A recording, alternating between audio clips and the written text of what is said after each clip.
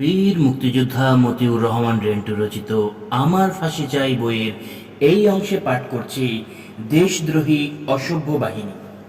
৩রা মে ১৯৮৪ এর এক পরন্ত বিকেলে ধানমন্ডি ৩২ নম্বরের বঙ্গবন্ধু ভবনে বসে গল্প করছেন বঙ্গবন্ধু কন্যা জননেত্রী শেখ হাসিনা সহ কয়েকজন। গল্পে গল্পে ৭১-এর মুক্তিযুদ্ধ ও পাকিস্তানি সেনাবাহিনী প্রসঙ্গ উঠল ১৯৭১-এর মুক্তিযুদ্ধের মধ্য দিয়ে গড়ে ওঠা বাংলাদেশ সেনাবাহিনীর কথা। জননেত্রী শেখ হাসিনা বাংলাদেশ সেনাবাহিনী সম্পর্কে বললেন, এটা একটা সেনাবাহিনী হলো, এটা একটা বর্বর, নরপিছাস, উচ্ছৃঙ্খল, লোভী, বেয়াদব বাহিনী।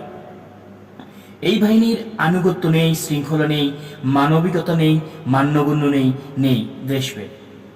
এটা একটা দেশদ্রোহী, অসভ্য, হায়নার বাহিনী। তোমরা পাকিস্তান সেনাবাহিনীর কথা বলো, সারা বিশ্বে পাকিস্তান সেনাবাহিনীর মতো এত ভদ্র, নম্র, সত্য, বিনয়ী এবং আনুগত্যশীল খুঁজে পাওয়া যাবে না। কি অসম্ভব সভ্য আর নম্র তারা। ২৫শে মার্চ রাতে তারা পাকিস্তানি আর্মি এলো, এসে আব্বাকে, বঙ্গবন্ধু শেখ মুজিবকে সেলুট করলো, মাকে সেলুট করলো, আমাকেও সেলুট করলো। সেলুট করে তারা বলল, স্যার, আমরা এসেছি শুধু আপনাদের নিরাপত্তা দেওয়ার জন্য, অন্য কোনো কিছুর জন্য নয়। আপনারা যখন খুশি যেখানে খুশি যেতে পারবেন, যে কেউ আপনার এখানে আসতে পারবে। আমরা শুধু আপনাদের নিরাপত্তা নিশ্চিত করব। আপনারা বাইরে গেলে আপনাদের নিরাপত্তার জন্য আমরা আপনাদের সঙ্গে যাব। কেউ আপনাদের এখানে এলে আমরা তাকে ভালোভাবে তল্লাশি করে তারপর ঢুকতে দেব। এসবই করা হবে আপনাদের নিরাপত্তার জন্য। সত্যি পাকিস্তানি সেনাবাহিনী যা করেছে তা সম্পূর্ণ আমাদের নিরাপত্তার জন্যই করেছে।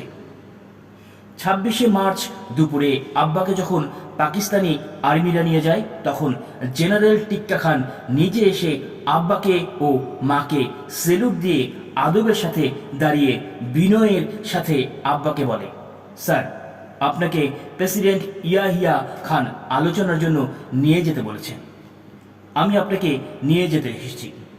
আপনাকে নেওয়ার জন্য বিশেষ বিমান তৈরি, স্পেশাল ফ্লাইট রেডি। আপনি তৈরি হয়ে নেন এবং আপনি ইচ্ছে করলে ম্যাডাম মানে বেগম মুজিব সহ যে কাউকে সঙ্গে নিয়ে যেতে পারবেন। আব্বা মার সঙ্গে আলোচনা করে একাই গেলেন। পাকিস্তান আর্মি যতদিন ডিউটি করেছে এসে প্রথমেই সেলুট দিয়েছে। শুধু তাই নয়, আমার দাদির সামান্য জ্বর হয়েছিল।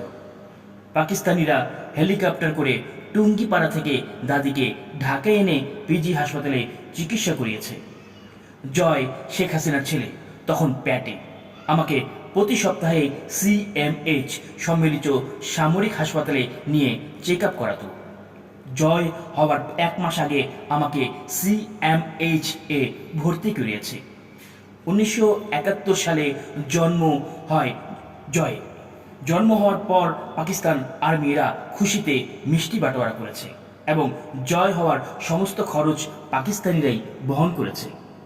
আমরা যেখানে খুশি যেতাম, পাকিস্তানিরা ২ জিপ করে আমাদের সাথে যেত, নিরাপত্তার জন্য পাহারা দিত। আর বাংলাদেশের আর্মিরা জানোয়ারের দল, অমানুষের দল। এই অমানুষ জানোয়ারেরা আমার বাবা, মা, ভাই সবাইকে মেরেছে। এদের যেন ধ্বংস হয়।